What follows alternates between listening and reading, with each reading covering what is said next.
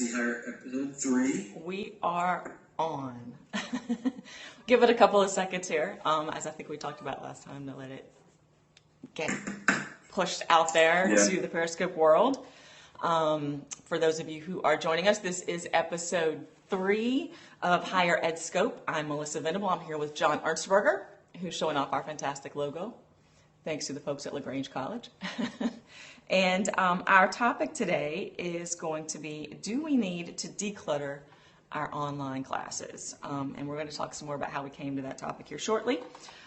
First off, I want to let you know that we are on YouTube as well, and we do realize that with episode 2 we had some audio difficulties. Thank you for your patience with those. We hope to have rectified those here for episode 3, and we're looking forward to talking with you here today about decluttering your class. Absolutely. And I'm getting ready to drop the URL into the Periscope feed so everyone can see. This is where our episodes can be placed and can be found on YouTube. Absolutely. So, good times. Before we get started, Melissa and I typically have some pretty good personal banter. We never start like a conversation or a meeting about anything serious, and it typically takes about 10-15 minutes. So we're going to start off talking about some things that we're getting ready to do. So, for instance, I have a conference coming up in about another 2 weeks, and that conference is the Society for Collegiate and University Planners. But right before that, and I'm repping my mathematics credentials here, right before that, I'm going to be traveling to the planning meeting for the Math Association of America Southeastern Section for the planning meeting, for that meeting. That's a big name. It's kind of like in Austin Powers, who's like, allow myself to introduce myself. I'll be traveling in middle October to go just to plan what that conference is going to be like. We typically have some really great speakers, and we do some really great development of faculty there, which is a soft spot for me. It's something I really value. But then Carol Yin and I, a colleague here at LaGrange College, will be going to the SCUP conference in Charlotte, North Carolina. And we're going to be talking about how online instruction is really kind of a microcosm of how we executed our 10-year vision statement for the school. Very cool. Kind of exciting. It is. I'm also prepping for a conference kind of way in the future, working with a couple of colleagues of mine in the career development world for the National Career Development Association's conference coming up here in the spring. But our call for proposals is due October 4th. And I see we've got a reconnecting issue going on here with John's audio and video. So I'm going to tell you about that conference for a little bit. I'm working with my colleague Deb Osborne from Florida State, as well as Carolyn Couch, who's an independent career coach, who will be working with me on these proposals about virtual reality and all kinds of other cool stuff. So hang on one second, folks. This is live, so this will be the fun part. I'm going to reconnect here with John, and we'll see how it goes.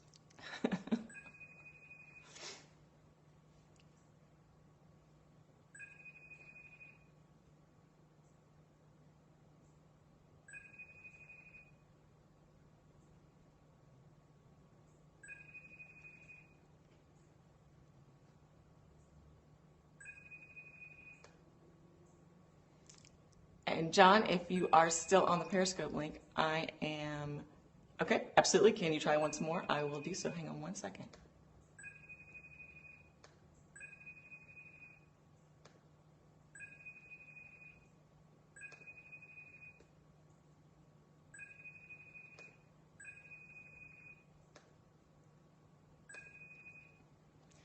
And those of you on Periscope, thank you for hanging in there. This is certainly the excitement of a live broadcast experiment. And I am going to get John back here on FaceTime, hopefully, in just a moment. I'm going to try you one more time, John. Hang on.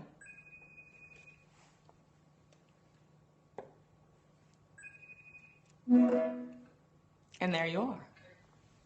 Hey, Melissa, how are you? I'm doing well, John. How are you? Fine, it's apparently not working on my MacBook Pro, which is here. So I'm going to reset up for just a second. Okay. Give me a moment. Take your time. I'm going to talk a little bit more about the conferences I was mentioning with Deb Osborne and Carolyn Couch. With Deb, Okay, great. With Deb, we're working on a proposal that has to do with virtual reality opportunities that we might be able to do in counselor training and creating an immersive environment in all kinds of different career counseling contexts. And then what it might take to produce something like that, and then how we might make it effective for grad students who are preparing to be career counselors at K-12 level, in colleges, at corporations, etc. So that should be fun. And Carolyn Couch is a career coach, and I'm also a career coach. And we have, about a year or so ago, we developed a relationship where we career coach each other. In trade for information about social media and tips on marketing, and we just trade expertise. And so we're going to talk about how to develop a network that's super valuable in that way. So, John, I think this actually works better, whatever you're on right now, device-wise. Okay. It's like you're completely full screen right now behind me, as opposed to the little FaceTime window. I don't know. Well, this is like wonderful experimentation by tragedy. It is, but the tragedy is not so terrible that we can't recover. It's going to be That's awesome. absolutely right. And so what I actually did, I actually put it on my smartphone. Okay. Feed. And so I'm going to just type extra comments in there, I guess, manually. So awesome. Just throwing the awesome keyboard off to the side for a little while today. So anyway, here it goes. So if you see me doing this like a nerd, no, that's good. I think this is actually kind of cool because, and we can rehash this later, but we reconnected during this live broadcast, and we actually have a better setup as a result of whatever just happened. So sweet. All is well. Experimentation. Exactly, with your typing. So shall we move into the stretch component of today's episode? Absolutely. The stretch component is actually a lot more straightforward than I think probably some of us may think. It will be easily understood. So Melissa hosts an online chat. It's through the Center for Online Ed at that handle.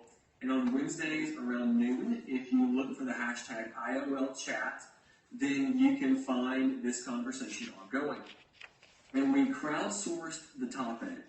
So the topic that Melissa is getting ready to kind of start the conversation with, we need to declutter our courses, is one that came about. And then we had some really great conversation. And then afterwards, Melissa and I spent some good time talking about and kind of expounding those ideas, refining them, and weeding out the ones that we didn't really feel were probably quite as valuable. There were tons of really great ideas, and so we could only pick the best 3 or 4. So for everybody else who left really great conversation pieces, we're sorry, those are still really wonderful pieces too. Absolutely. This Inside Online Learning chat that I've been running for several years now, John was cool with me taking this topic that we'd agreed on for this episode and just putting it in the Twitter chat, and we did get some really interesting. And what normally happens with that chat is I plan a topic, and then the really good chats end up being some tangent off of that topic, and that's kind of what happened here. So we're really excited to share that with you today. And all of this started because I have a class that I'm teaching in the spring that I did not create. It's an online course that's been added to by multiple instructors, and now it's just too much. And the students are complaining, I'm complaining, and it needs to be decluttered in my vernacular.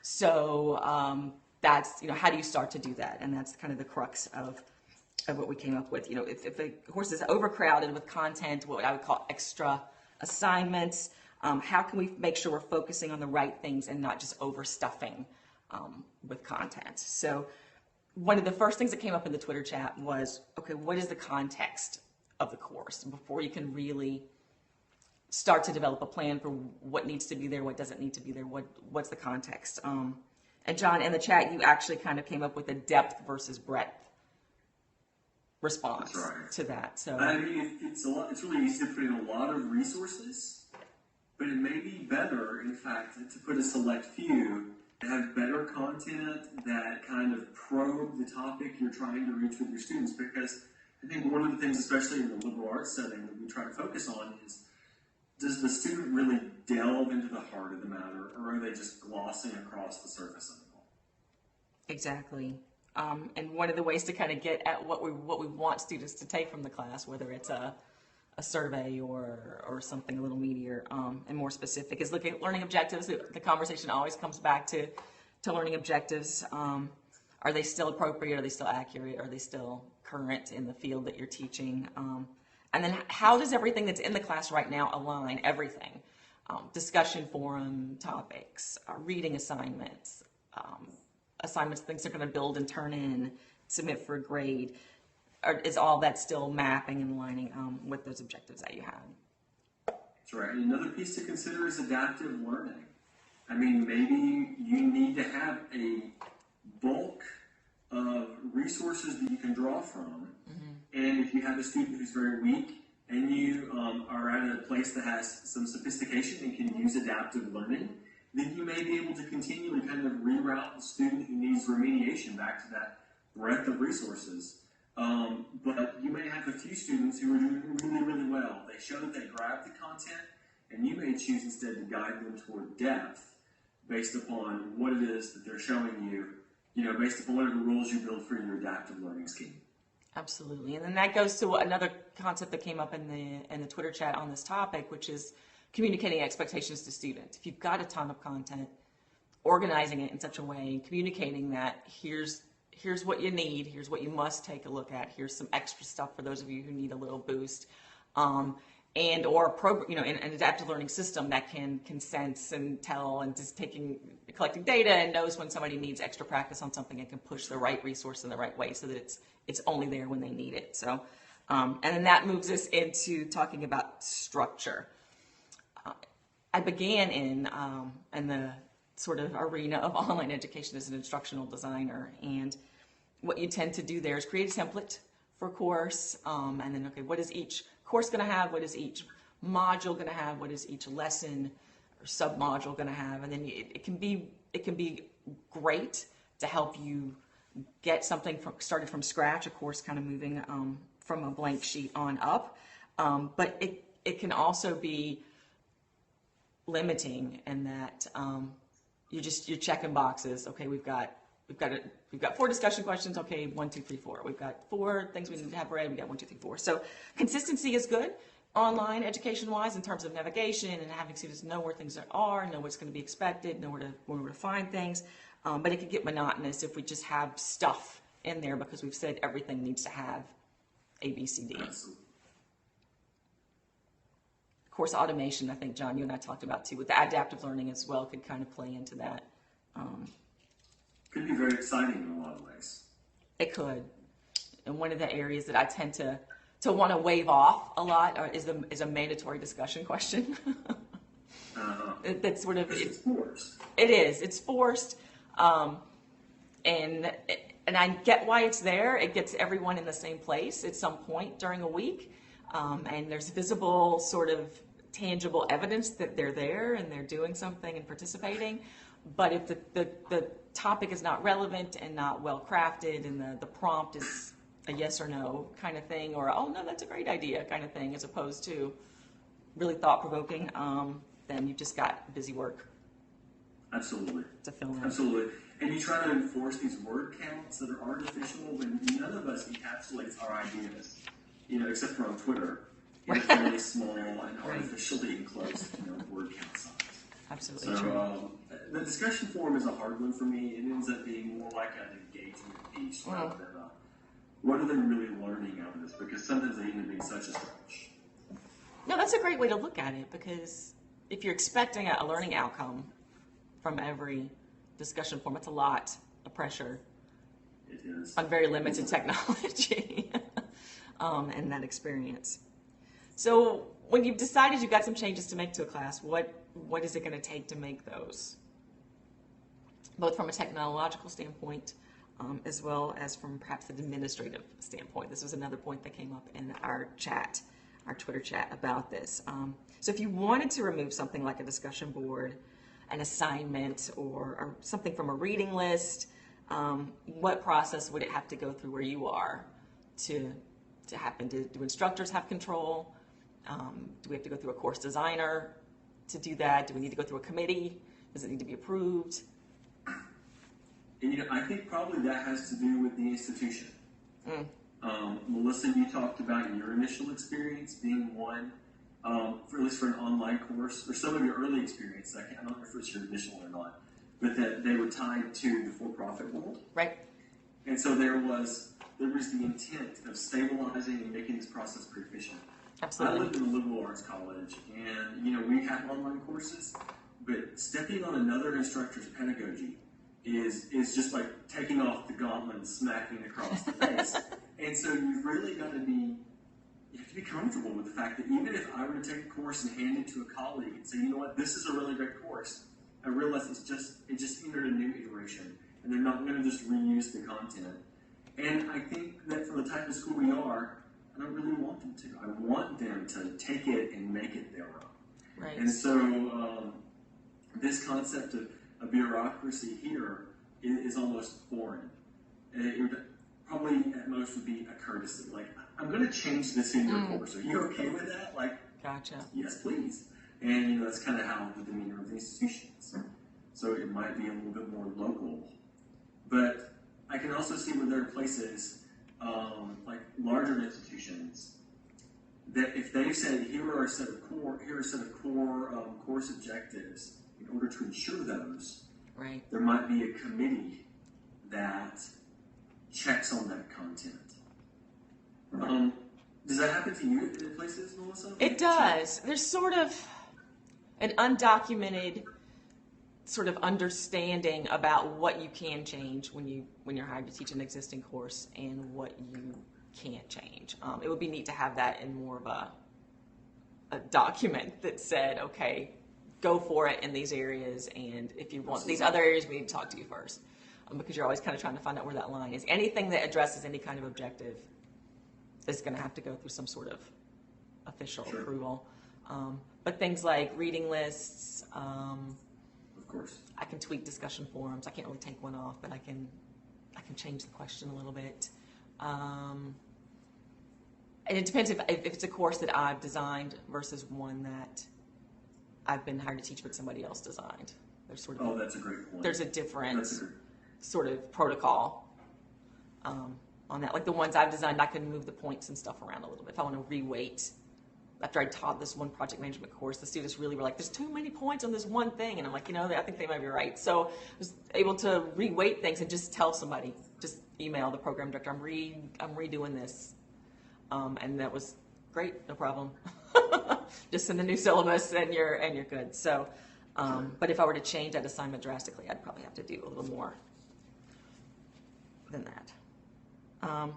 So kind of where we're moving now is into where a course exists within a larger structure of a program, an institution, a degree, a department. And what we found in this discussion, and this is that sort of tangential thing that I think was really cool in this particular chat about decluttering, was the question came up, do traditional courses get cluttered too? We know how easy it is to add things to an online course. Much easier to add than take away, potentially. What happens in a campus-based class? Does it get decluttered? And you have taught much more recently face-to-face than I have, John, so any input you have on this would be really cool. In fact, I just left a face-to-face class about an hour ago, teaching differential equations to a group of majors and pre-engineers. Wow. And, there are so many wonderful things that can be brought into that course. I mean, the content is just so real world that it's actually easy to keep kind of bringing in examples just off the top of your head. Mm-hmm. And so in the same way that we look at, a learning management system, and we can say that, wow, this looks cluttered, the course shelf for this online course, or, maybe you're being super duper creative and using like a Facebook page or something. It's like, look, we're so cluttered. That kind of happens, but it happens in a way that's not always measured in the same manner. We can look at it and visually quantify the items in an online course. Mm-hmm. But, if you've ever been a part of a conversation that just keeps on going and going and going, you kind of have a different feeling. And that may be the same type of happenstance that's going on in an online class. Like, okay, that wasn't really relevant. Let's just keep moving. Mm-hmm. You know, and I've felt that way as a student before. Sure, haven't we all? Pardon? Haven't we all? Haven't we all? And you know, the other part of this is that no one sits down and builds a set of rules for a face-to-face class. No one says, you can only make 3 witty comments this class period. You know, and you can only give examples of 4 real-world things in this class period.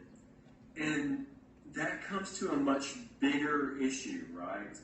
And it's really about how do we build our classes? How do we control those classes? Mm-hmm. And are we equitable in how we treat them? Exactly, because they're the gold standard still. Or we hold a face-to-face course, a campus-based college course with a professor present is the standard we're all trying to meet in all these other arenas, or have been for a while now. And the blended kind of approach is trying to bring that best of both worlds kind of feeling in there, but it's still managing change. I think it's kind of one of the topics that we're getting to here. Is as an instructor of any kind, sees that there's a potential for the topic they're teaching is changing, the relevance of it is changing, the real world aspects of it are changing. Right. It can happen a little more, that adapting to that change can happen a little more organically in a physical classroom than right. potentially an online one. And there may be people that would argue that in the other direction.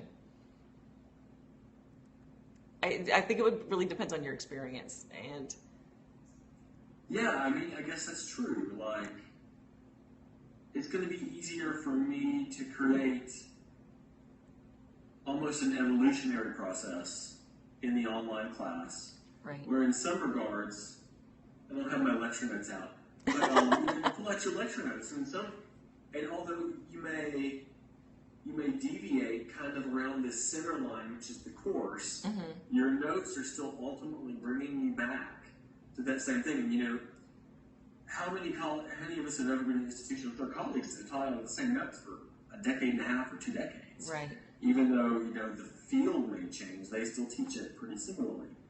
And so, while I guess in some ways there's more opportunity to add in the white noise that kind of represents minor evolutionary change in terms of a face-to-face class, in online class, you have an opportunity to kind of have this survival of the fittest, large over time divergence from where it was, because you get to repeat it, you get to take what was best, remove it, because you will have a process where you refine and think through it again. True. And that's kind of interesting. That was a really great point you brought up. Oh, thank you. Well, yeah, that whole point of there is a revision cycle normally with an online program, even even one offered at a traditional institution, like where you are, John. Is that we're going to look at this once every year or once every semester or whatever it happens to be, and it's on the calendar. That's right. That you're going to go, and maybe you and a few other people are going to take a look at it and either check off on it or make some changes, and that doesn't really happen face to face. And another thing that I'm thinking about here as we're talking is, you know, in the olden days of college, when I was in school, and there would be Intro to Biology 101, there would be 5 instructors teaching that same class for the same credit, the same prereq for the same next class, but there were 5 very different experiences, and so you would sort of, you know, find out which is the instructor I want, and that the one that's best for me might be not best for somebody else, and vice versa. And are they all teaching off the same lecture notes? Likely no. right? So there's... Any of them using notes. Exactly. So, and I think there's some value in that level of sort of personalization of a course to an instructor. But at the same time, like when you move that online and you're going to teach it to even more mass, you're moving from teaching it from 600 people a year to 10,000 people a year. Absolutely. The standardization of it, which has been kind of an ugly word, and yet that kind of describes what we're doing and creating, that each class is going to at least hit these main things, and then the rest is the instructor can kind of do his or her own thing, because they all have specialties and expertise areas that are Absolutely. unique, which is why they were hired. Go ahead. That's kind of why they were hired, you would think as well. Absolutely. Right. So they're not all the same, so it's not going to be the same experience. No, and I mean, that is why people with terminal degrees are hired. Like, I think we kind of lose track of, like, that's why people who sought the PhD, who found excitement and focus are brought in. I mean, you want them to convey the love of the discipline. And that sometimes gets lost in the digitization of a course, or, you know, in the near retirement years. Not always. But it happens in both cases. No, It's just because you have different end goals. Right, so, you know, how often you teach a course. Like, if you and I have had this discussion before, we had instructors and our own experience as students that had been teaching the class for 30 years. And I know there's one class I've been teaching for 5, and even I feel like I need to, like, freshen it up just for my own sake, if not for the students' sake. So it does play a role. It plays a big part. I mean, we get bored too, right? Yes. Something becomes common to us in the same way that it becomes common to our students. Absolutely. And you start to lose that little bit of joy that came from that conveying your specific professional interest, passion, etc. In a topic, even if it's a very niche kind of thing. That's right. So, so what do you think, John? Should we kind of wrap up here with kind of, should there be guidelines related to decluttering a class? Should there be something more formal that we do versus just kind of taking each one and trying to figure it out? Yeah, that's a really hard topic, isn't it?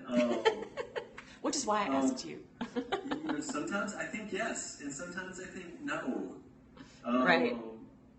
You know, I think it may depend on the institution, the professor, and the course in all of those. Like, I think for us at LaGrange College, should there be rules? I mean, I think there should be best practices that are made known. Right. I don't think I want it to be the same as at Arizona State. Right. They're very different institutions. Yeah, and different students as well, I think. Oh yeah, absolutely. It's kind of a issue Absolutely. we don't always Sorry, look as I was closely looking at it, I at. was tweeting your hand. Thanks. So, I mean, I think that they're very different beasts, and the two institutions, the two students go to those institutions because they're very different types of students. Mm-hmm. We just have to be cognizant of that, and you know, think about what our students are seeking, and then what we can use as a launching pad for them to grow from. Awesome. I'm looking forward to decluttering this class I'm teaching as well, which is a graphic design course. Believe it or not, yeah. And you do all kinds of stuff. I do the best I can, and I've learned a lot with this course as well. But it needs a little pruning, and so I'm looking forward to taking this conversation back to that class and making it better for me, and especially for students that are going to be in there. Cool. I think we'll wrap this topic, how to declutter your online class, or should you consider decluttering your online course. Again, we are going to be on YouTube. We'll have this one up within 24 hours. And we've got our Twitter handle at HigherEdScope. We'd love for you to follow that, and follow us on Periscope. We will be doing another episode soon. And a quick plug for the Insight Online Learning Chat, which helped us to kind of preload the questions and content for this particular topic.